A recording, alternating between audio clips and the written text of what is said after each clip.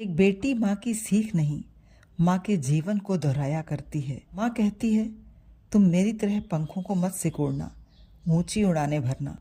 तुम त्याग और संघर्ष की मूरत मत बन जाना। शक्त होकर समाज में खड़ी होना, केवल दूसरों के लिए नहीं, खुद के लिए भी जीना सीखना। क्या बेटियां माँ की दी हुई इन सीखों को अपनाती हैं या माँ की ही एक दिन परछाई बन जाती हैं? हर माँ अपनी बेटी को खुद से ज़्यादा खुश देखना चाहती है, पर बेटी पढ़ती है माँ के जीवन को, उसके संस्कारों को, उसका संघर्ष, उसका त्याग करने वाली माँ का प्रतिबिंब। इसी द्वंद्व को दर्शाती है मेरी कविता। बेटी माँ की सीख नहीं, माँ का जीवन पढ़ती है। बेटी माँ की सीख नहीं, माँ के जीवन को पढ़ती है। माँ की परछाई है वो, माँ को ही प्रतिबिंबित करती है। माँ का सिखाया यदि कोई बेटी दोहराती तो आंसुओं को पीकर मुस्कुराना नहीं सीखती। अपने दामन की खुशियों को दूसरों को नहीं बांटती।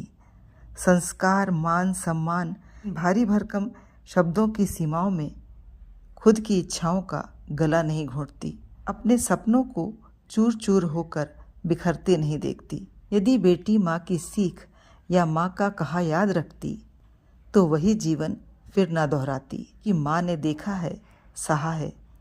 क्योंकि कोई भी माँ कभी नहीं चाहती वह बीता हुआ दोहराना, अपनी परछाई का फिर वैसा ही किरदार निभाना। पर बेटी चुपचाप वही सीखती है जो माँ को जीते देखती है।